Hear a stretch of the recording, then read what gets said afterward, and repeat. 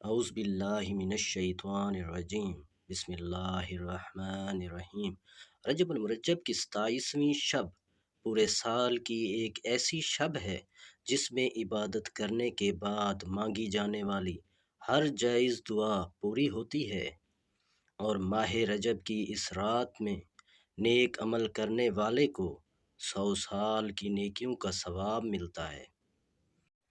رجب کی 27ویں شب کو 12 رکعت نوافل اس طرح پڑھیں،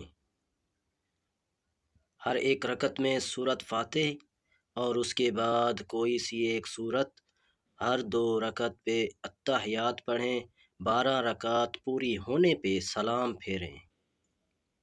اس کے بعد یہ پڑھیں 100 بار سبحان اللہ والحمد للہ ولا الہ الا اللہ واللہ اکبر، اور 100 بار استغفار اس طرح پڑھیں استغفر اللہ، اور 100 بار درود شریف پڑھیں۔